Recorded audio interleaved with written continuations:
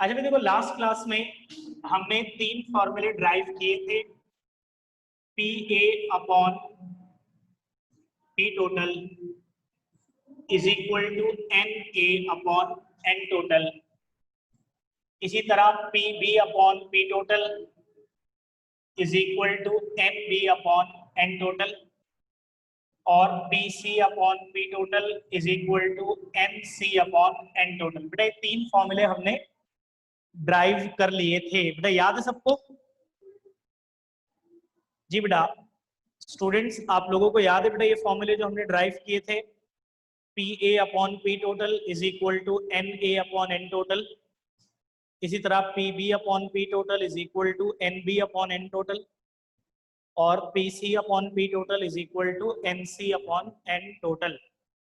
हाँ भाई, याद आ रहे हैं सबको ये फॉर्मूले?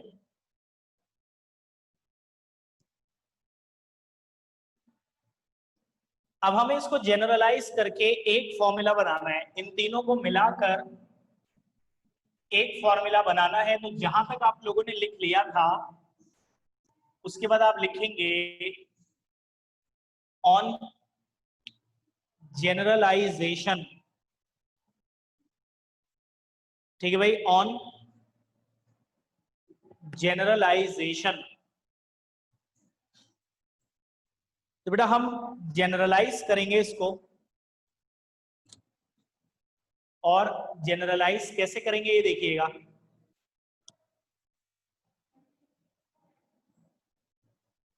बेटा अगर आप तीनों फॉर्मूले में देखो तो डिनोमिनेटर सेम है ना भाई? इसमें भी बेटा लेफ्ट साइड पे टोटल प्रेशर और राइट साइड पे टोटल मोल्स। इसमें भी बेटा लेफ्ट साइड पे टोटल प्रेशर और राइट साइड पे टोटल मोल्स। इसमें भी लेफ्ट साइड पे टोटल प्रेशर और राइट साइड पे टोटल मोल्स। तो जो जनरल फॉर्मूला बनेगा उसमें दोनों तरफ डिनोमिनेटर में लेफ्ट साइड पे आएगा टोटल प्रेशर और राइट साइड पे आएगा टोटल मोल्स। ठीक है भाई, जनरल फॉर्मूला में भी लेफ्ट साइड पे डिनोमिनेटर में क्या आएगा? टोटल प्रेशर, और राइट साइड पे डिनोमिनेटर में क्या आएगा? Total moles. क्योंकि बेटा ये तीनों फॉर्मूले में क्या है? सेम। जो तीनों फॉर्मूले में अलग है वो चीज देखो। बेटा पहले फॉर्मूले में लेफ्ट साइड पे न्यूमरेटर में क्या है? पी ए, मतलब पार्शियल प्रेशर ऑफ गैस ए, और राइट साइड पे न्यूमरेटर में क्या है? एन ए, यानी कि मोल्स ऑफ गैस ए। दूसरे फॉर्मूले में देखो बेटा, लेफ्ट साइड पे न्यूमरेटर में है पीबी यानी partial pressure of gas B, और राइट साइड पे न्यूमरेटर में क्या है? एनबी यानी कि मोल्स ऑफ गैस बी। तीसरे में देखो बेटा, लेफ्ट साइड पे न्यूमरेटर में है पीसी यानी partial pressure of gas C, और राइट साइड पे न्यूमरेटर में है एनसी यानी कि मोल्स ऑफ गैस सी। अब आप क्या समझ रहे हो इससे? क्या बात समझ में आ रही है इससे? कि भाई लेफ्ट साइड पर जिस गैस का पार्शियल प्रेशर ऊपर है, राइट साइड पर उसी गैस के मोल्स ऊपर हैं, है ना भाई? जब गैस ए का पार्शियल प्रेशर तो गैस ए के मोल, जब गैस बी का पार्शियल प्रेशर तो गैस बी के मोल्स, जब गैस सी का पार्शियल प्रेशर तो गैस सी के मोल्स। तो इसको मैं जनरलाइज करके लिखूंगा, न्यूमरेटर में लेफ्ट हैंड साइड पर लिख दूंगा गैस। अब वो गैस ए होगी तो सामने गैस ए के मोल लिखोगे, गैस बी होगी तो सामने गैस बी के मोल, गैस सी होगी तो सामने गैस सी के मोल। तो जनरल फॉर्मूला क्या बन जाएगा? P gas upon P total is equal to n gas upon N total.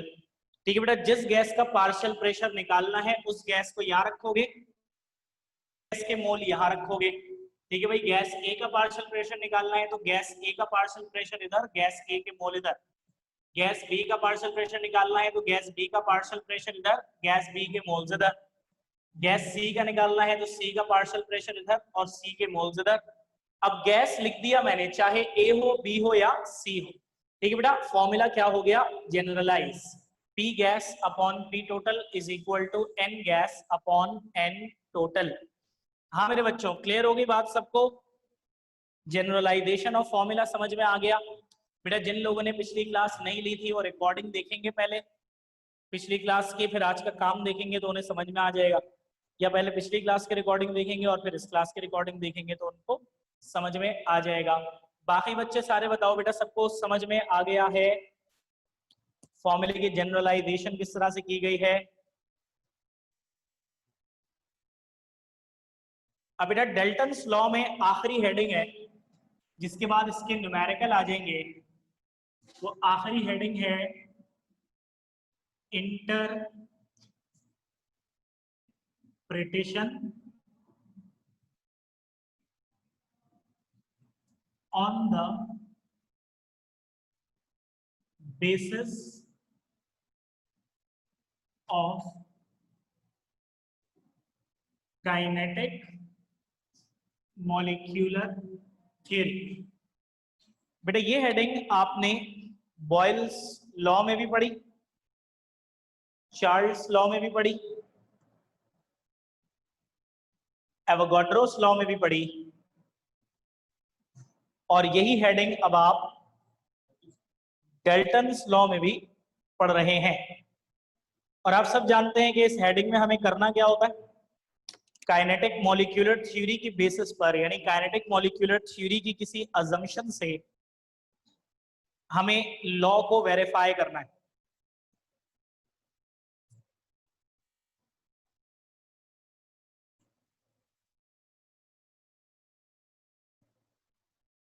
अच्छा बेटे, पहली बात ये आपको पता होना चाहिए कि हम इस लॉ में वेरीफाई करने जा क्या रहे हैं। ठीक है भाई, आपको ये पता होना चाहिए कि हम इस लॉ को वेरीफाई, मतलब इस लॉ में हम क्या वेरीफाई कर रहे हैं। इस साइड पे देखो, डायग्राम बना के समझा रहा हूं बेटा। हमने दो गैसेस अलग अलग कंटेनर्स में रखी हुई हैं। ठीक है भाई, इस पहले कंटेनर में गैस ए है, जिसका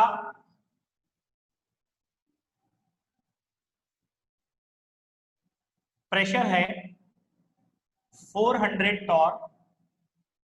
इस दूसरे कंटेनर में गैस बी है, जिसका प्रेशर है 500 टॉर। हमने एक तीसरा कंटेनर लिया जिसका वॉल्यूम सेम है।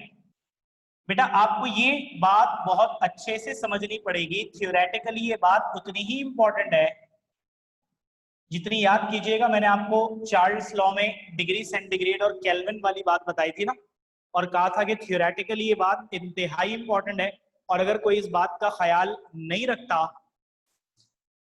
तो फिर वो थ्योरेटिकली मिस्टेक कर देता है। तो ए, बी और ये तीसरा कंटेनर सी, इन तीनों का वॉल्यूम सेम है। उसके वॉल्यूम को भी वी कह रहा हूं, इसके वॉल्यूम को भी वी कह रहा हूं, और इसके वॉल्यूम को भी वी कह रहा हूं, विच मीन्स कि तीनों का वॉल्यूम क्या है? सेम। यानी बेटा जो बात मैं करने जा रहा हूं उसके लिए वॉल्यूम का सेम होना बहुत जरूरी है। वॉल्यूम अगर सेम नहीं हुआ तो ये बात एप्लीकेबल नहीं होगी। तो बेटा मैंने दो गैसेस अलग अलग कंटेनर्स में रखी हुई हैं जिनका वॉल्यूम सेम है। पहले कंटेनर में गैस ए है जिसका प्रेशर है 400 टॉर, दूसरे कंटेनर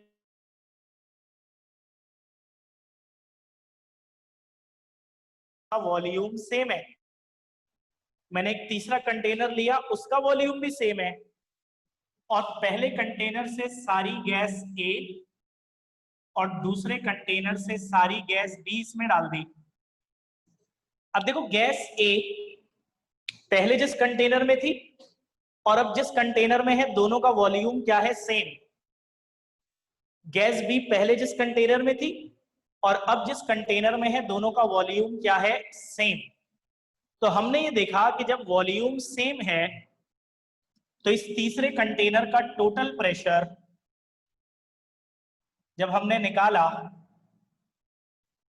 मेजर किया, तो वो आया 900 टॉर। और सीधी सी बात है, 900 टॉर का मतलब है ये 400 और ये 500 सिंपली क्या हो गए हैं? प्लस, है ना भाई? 400 और 500 ये सिंपली क्या हो गए हैं? प्लस। अब सवाल ये पैदा होता है कि गैस ए जब अलग कंटेनर में थी तो जब भी 400 टॉर प्रेशर लगा रही थी, और जब इस कंटेनर में डाल दिया जिसमें गैस बी भी मौजूद है, जब भी उतना ही प्रेशर लगा रही है। सिमिलरली गैस बी जब अलग कंटेनर में थी, जब भी इतना ही प्रेशर लगा रही थी, और जब इसे इस वाले कंटेनर में डाल दिया जिसमें गैस ए भी मौजूद है, जब भी उतना ही प्रेशर लगा रही है 500 टॉर, जब भी तो 400 प्लस 500 टोटल प्रेशर कितना आ गया 900। सवाल ये है कि गैस जितना प्रेशर अकेले में लगा रही है उतना ही मिक्सचर में भी लगा रही है, ऐसा कैसे हो सकता है? क्या मिक्सचर में जाने से और दूसरे गैस की मौजूदगी से गैस के प्रेशर पे कोई फर्क नहीं पड़ता? क्यों नहीं पड़ता, ये सवाल है। बेटा मुझे बताओ, सिनेरियो समझ में आया सारा? हमें काइनेटिक थ्योरी की बेसिस पर जिस बात को प्रूव करना है, बेटा वो पूरा सिनेरियो समझ में आ गया? पहले मुझे ये बताओ, और सब लोग बताओगे बेटा, सब लोग। आमना, अली अहमद, सुमैका, हमना, तजीन, रमीशा, रिवा, वफा, सब बताओ बेटा।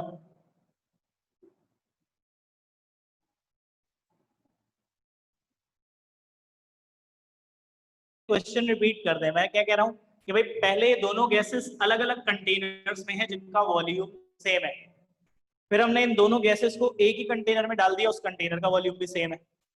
ठीक है बेटा, तो हमने ये देखा कि गैस ए का प्रेशर जो था वो भी उतना ही रहा और गैस बी का प्रेशर भी उतना ही रहा, जब भी बेटा दोनों के प्रेशर्स का सम जो है वो किसके बराबर है? टोटल प्रेशर के। तो सवाल ये पैदा होता है कि गैस जितना प्रेशर इंडिविजुअली अलग कंटेनर में लगा रही थी, गैस उतना ही प्रेशर मिक्सचर में भी लगा रही है। तो भाई ऐसा कैसे मुमकिन है कि बेटा कंप्रेस नहीं हुआ? रमीशा, कंप्रेस कहां से हो गया? वॉल्यूम सेम है। कंप्रेशन का मतलब होता है वॉल्यूम का डिक्रीज होना। वॉल्यूम तो सेम रहा है ना, आपको बताया तो है। जो इस कंटेनर का वॉल्यूम है वो इसी का है, जो इस कंटेनर का वॉल्यूम है वो इस कंटेनर का है। यानी गैस ए का वॉल्यूम पहले भी उतना ही था, अभी भी उतना ही है। गैस बी का वॉल्यूम पहले भी उतना ही था, अभी भी उतना ही है। तो कंप्रेशन कहां से हो गई बेटा? कंप्रेशन का मतलब होता है वॉल्यूम का डिक्रीज होना। बेटा उससे कोई फर्क नहीं पड़ता। गैस, हर गैस जो होती है, रमीशा याद रखिएगा, हर गैस का वॉल्यूम जो है ना वो कंटेनर के, क्योंकि गैसेस का डेफिनेट वॉल्यूम तो नहीं होता ना, ये तो आप सब जानते हो कि गैसेस का वॉल्यूम डेफिनेट नहीं होता। तो गैस जिस कंटेनर में होती है ना, हम उस कंटेनर का वॉल्यूम मेजर करते हैं और वही गैस का वॉल्यूम अज्यूम किया जाता है। हम गैस का वॉल्यूम मेजर कर ही नहीं सकते, क्योंकि बेटा गैस का वॉल्यूम डेफिनेट है ही नहीं। एक चीज जब डेफिनेट है ही नहीं तो मालूम कैसे करोगे? एक वैल्यू जब फिक्स है ही नहीं तो मालूम कैसे करोगे? बेटा याद रखना कि गैस जिस कंटेनर में होती है ना, उस कंटेनर के वॉल्यूम को गैस का वॉल्यूम कहा जाता है। तो क्योंकि गैस ए भी इसी कंटेनर में है, तो गैस ए का वॉल्यूम भी इस कंटेनर के बराबर लिया जाएगा। गैस बी भी इस कंटेनर में है, तो गैस बी का वॉल्यूम भी इस कंटेनर के वॉल्यूम के बराबर लिया जाएगा। रमीशा बेटा ये बात क्लियर हो गई है आपको अच्छी तरह से? जी रमीशा, ये बात अच्छी तरह से क्लियर हो गई है? नाउ अब बेटा क्वेश्चन का जवाब देने जा रहे हैं।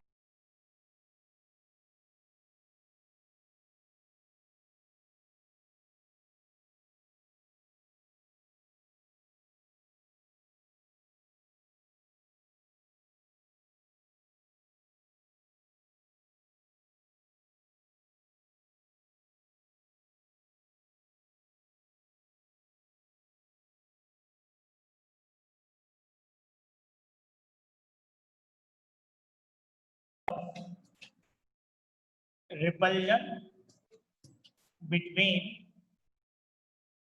Gas molecules.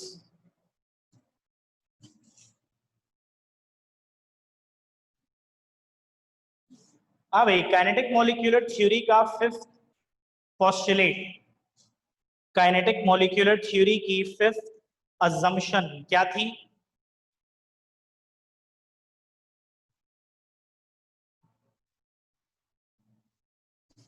ठीक है भाई, काइनेटिक मॉलिक्यूलर थ्योरी की फिफ्थ अजम्पशन क्या थी? कि there is no force of attraction और repulsion between gas molecules. Gas molecules के दरमियान ना ही कोई फोर्स ऑफ अट्रैक्शन होती है और ना ही कोई फोर्स ऑफ रिपल्जन होती है। यानी गैस के मॉलिक्यूल्स ना ही एक दूसरे को अट्रैक्ट करते हैं और ना ही एक दूसरे को रिपेल करते हैं।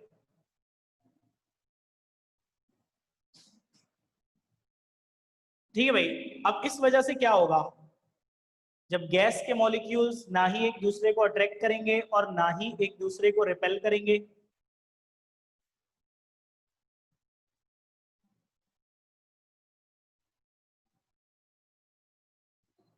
ठीक है बेटा, जब गैस के मॉलिक्यूल्स ना ही एक दूसरे को अट्रैक्ट करेंगे और ना ही एक दूसरे को रिपेल करेंगे, तो क्या होगा कि जब गैस ए और गैस बी को मैंने एक साथ एक कंटेनर में डाल भी दिया, तो क्योंकि गैस के मॉलिक्यूल्स ना ही अट्रैक्ट करते हैं ना ही रिपेल करते हैं, तो बेटा गैस ए के मॉलिक्यूल्स गैस बी के ऊपर ना अट्रैक्शन लगाएंगे ना रिपल्जन, यानी कोई इफेक्ट ही नहीं होगा। सिमिलरली गैस बी के मॉलिक्यूल्स गैस ए के मॉलिक्यूल्स पर ना अट्रैक्शन लगाएंगे ना रिपल्जन, कोई इफेक्ट होगा ही नहीं।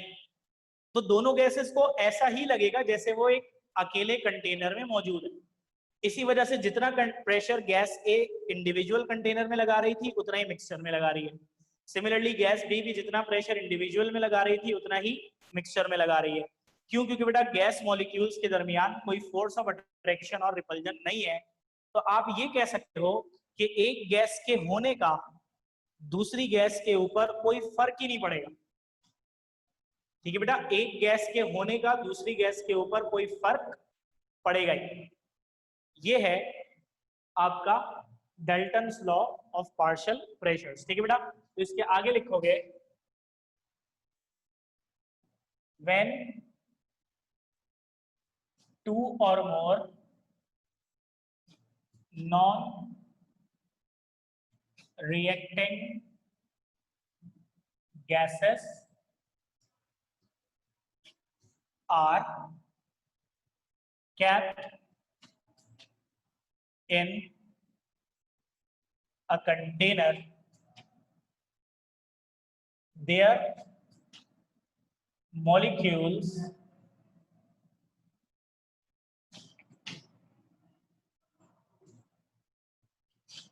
behave independently and exert the similar pressure in mixture as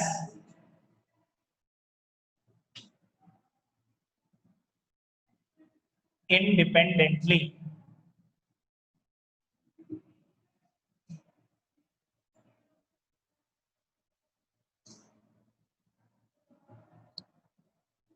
ठीक है बेटा, ये लिखे आप जरा 2 मिनट।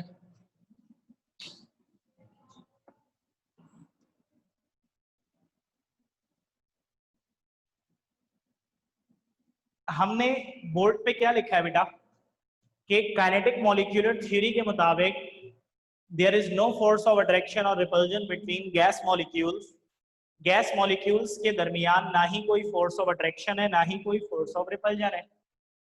तो इसी वजह से व्हेन टू और more non reacting gases are kept in a container, जब एक ही कंटेनर में दो या दो से ज्यादा नॉन रिएक्टिंग गैसेस को डाल दिया, जैसे इस कंटेनर में 2 गैसेस को डाल दिया, their molecules behave independently. Molecules ना अट्रैक्ट कर रहे हैं ना रिपेल कर रहे हैं, तो इंडिपेंडेंटली बिहेव करेंगे।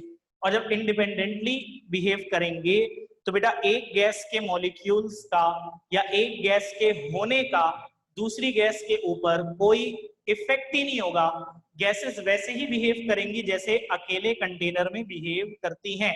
इसी वजह से जितना प्रेशर इंडिविजुअल कंटेनर में लगा रही थी उतना ही प्रेशर मिक्सचर में भी लगाएंगी। इसी वजह से बेटा इंडिविजुअल प्रेशर्स को सम करेंगे तो क्या आ जाएगा, टोटल प्रेशर। ठीक है भाई, pressure in a mixture as independently. ठीक है भाई, इसके बाद आप लिख दें that's why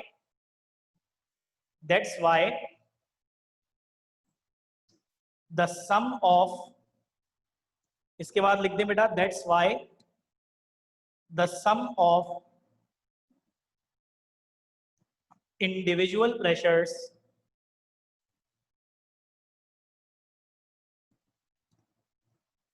the sum of individual pressures equals the total pressure। ठीक है भाई, तो इसी तरह इंडिविजुअल प्रेशर्स का सम जो है वो टोटल प्रेशर के बराबर हो जाएगा।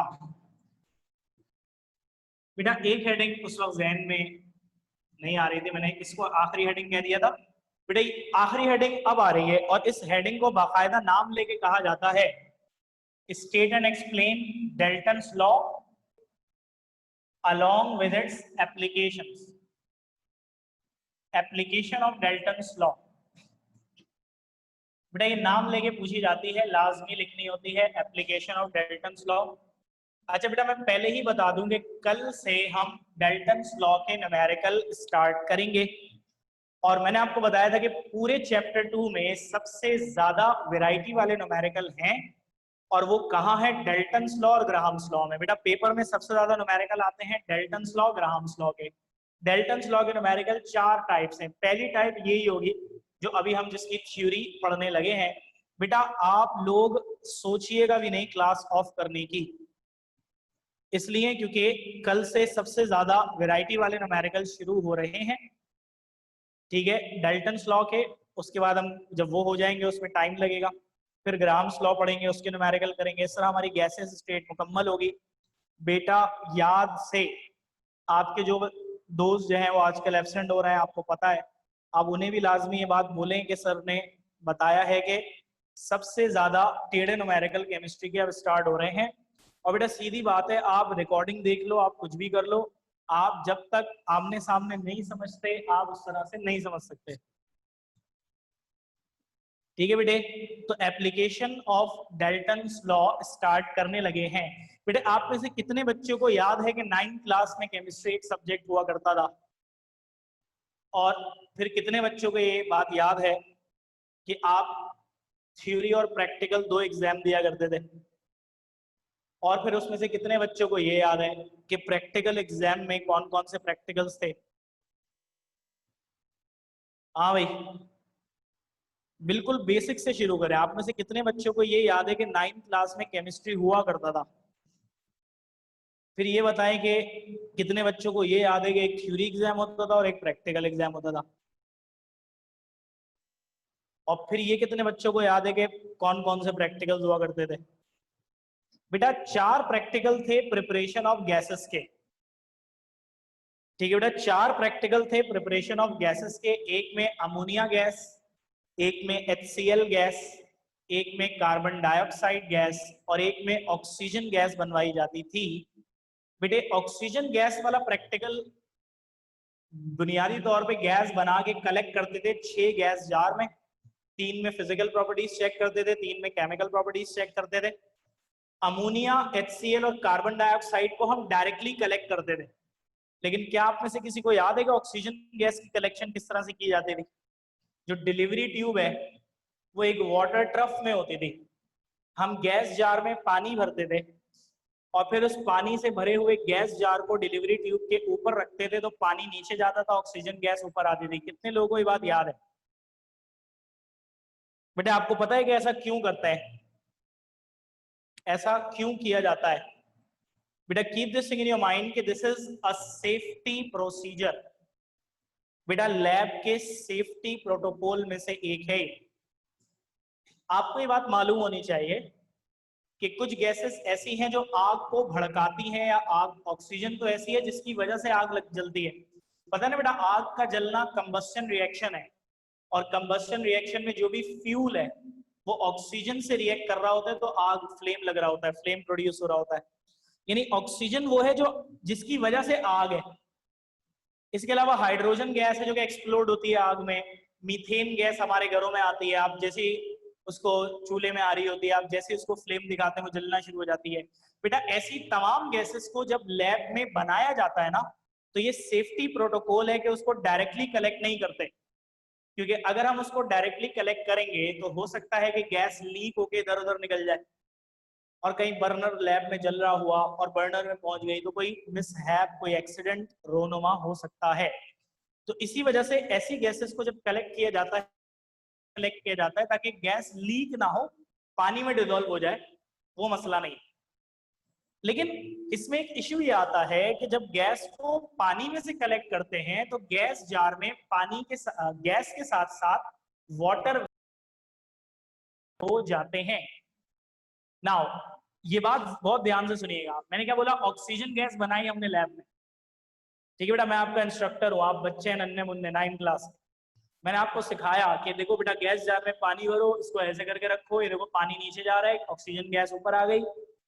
फिर आपने उसको जब सीधा करके रखा तो आपको अंदर जिस तरह से वो होता है ना, क्या नाम है, जैसे एसी चल रहा हो गाड़ी में तो शीशों पे नहीं वो वेपर वेपर से जमा हो जाता है, आपको वो गैस जार उस तरह का नजर आएगा। तो असल में हुआ ये कि ऑक्सीजन गैस के साथ साथ वाटर वेपर मिक्स हो गए और गैस जार में हमने जो कलेक्ट किया वो सिर्फ ऑक्सीजन गैस नहीं है, बल्कि वो एक मिक्सचर है दो चीजों का, जिसमें एक ऑक्सीजन गैस है और दूसरा है वाटर वेपर्स। और जब गैसियस मिक्सचर बन गया तो उस पर कौन सा लॉ अप्लाई होगा, डेल्टन्स लॉ। बेटे यहां तक की बात आप लोग समझ पा रहे हो? यहां तक की बात सबको क्लियर हो गई है? जल्दी बताना, यहां तक की बात सबको क्लियर हो गई है? तो बेटा पहले यहां तक लिख लो कि Dalton's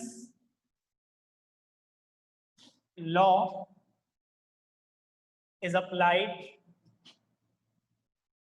to correct the pressure of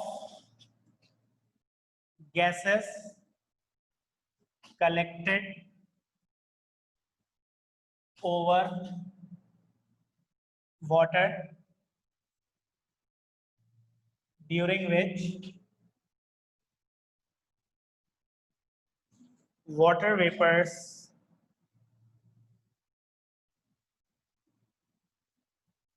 mix with the dry gas to form a mixture called moist gas। ठीक है भाई, तो मैंने आपको क्या बताया कि भाई हम लैब में ऑक्सीजन गैस बना रहे हैं, अब बन तो रही है, कलेक्शन करनी है। तो कलेक्शन का तरीका मैंने आपको क्या बताया बेटा, कि आप गैस जार में पानी भरते हो और उसे डिलीवरी ट्यूब के अंदर जब ऊपर रखते हो तो पानी नीचे जाता है और ऑक्सीजन गैस गैस जार में आ जाती है, लेकिन उस ऑक्सीजन गैस के साथ साथ और क्या आ जाते हैं, वाटर वेपर्स। बेटा किसी भी गैस के साथ, जब किसी भी गैस के साथ वाटर वेपर्स मिक्स हो जाते हैं तो हम उस गैस को ड्राई गैस कहते हैं, यानी कि ऑक्सीजन के साथ वाटर वेपर मिक्स हो गए तो अब मैं ऑक्सीजन को कहूंगा ड्राई गैस। ठीक है भाई, किसी भी गैस के साथ अगर वाटर वेपर मिक्स हो गए तो उस गैस को हम क्या कहते हैं, ड्राई गैस। और जो मिक्सचर है उस मिक्सचर को कहते हैं मॉइस्ट गैस। ठीक है भाई, इंडिविजुअल गैस को कहते हैं ड्राई गैस, जैसे बेटा मैं सिर्फ ऑक्सीजन को ड्राई गैस कहूंगा और इसके साथ जो वाटर वेपर्स मिक्स हो गए तो इस पूरे मिक्सचर को क्या कहूंगा, मॉइस्ट गैस। जी बेटा ऑब्वियसली गैस प्योर नहीं रही। अब उस वक्त उस गैस जार का अगर मैं प्रेशर निकालूं तो जो प्रेशर आएगा वो सिर्फ ऑक्सीजन गैस का तो नहीं होगा, वो तो पूरे मिक्सचर का होगा, यानी कि मॉइस्ट गैस का प्रेशर। डेल्टन्स लॉ अप्लाई करके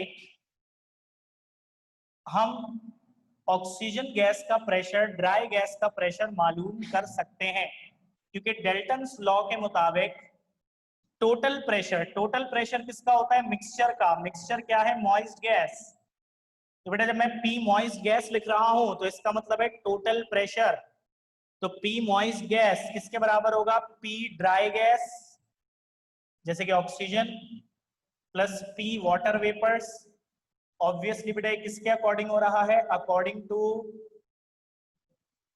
डाल्टन्स लॉ।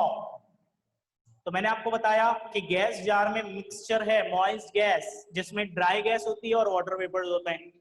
अब अगर मैं एक बैरोमीटर, वो डिवाइस जो प्रेशर बताता है, अगर मैं बैरोमीटर लगाऊं तो वो जो प्रेशर बताएगा वो सिर्फ ड्राई ऑक्सीजन गैस का प्रेशर नहीं होगा, बल्कि वो पूरे मिक्सचर का प्रेशर होगा। और अगर मुझे कैलकुलेशन करनी है और उसके लिए सिर्फ ड्राई ऑक्सीजन गैस का प्रेशर चाहिए, तो वो मुझे कैसे मिलेगा, डेल्टन्स लॉ से। डेल्टन्स लॉ के मुताबिक टोटल प्रेशर किसके बराबर होता है, partial pressure of one gas plus partial pressure of second gas. दो का मिक्सचर है, तो भाई टोटल प्रेशर यानी प्रेशर ऑफ मॉइस्ट गैस किसके बराबर होगा, partial pressure of dry gas plus partial pressure of water vapours. अब अगर ड्राई गैस का प्रेशर चाहिए तो बेटा ये वाटर वेपर्स का प्रेशर इधर प्लस हो रहा है, यहां आके मॉइस्ट गैस से माइनस हो जाएगा। तो प्रेशर ऑफ ड्राई गैस बराबर होगा total pressure minus pressure of moist gas minus pressure of water vapours. ये है बेटा एप्लीकेशन ऑफ डाल्टन्स लॉ। समझ में आ गई बेटा ये बात सबको? जल्दी बताइएगा बेटा, लास्ट मिनट चल रहा है, किसी भी वक्त क्लास डिस्कनेक्ट हो जाएगी खुद से। और बेटा अगर किसी के दिमाग में कोई क्वेरी है तो कल की क्लास स्टार्ट होते ही पूछ लीजिएगा, बिकॉज बेटा इस क्लास का टाइम टोटली किसी भी वक्त खुद ही डिस्कनेक्ट हो जाएगी क्लास। कल से न्यूमेरिकल शुरू होंगे बेटा।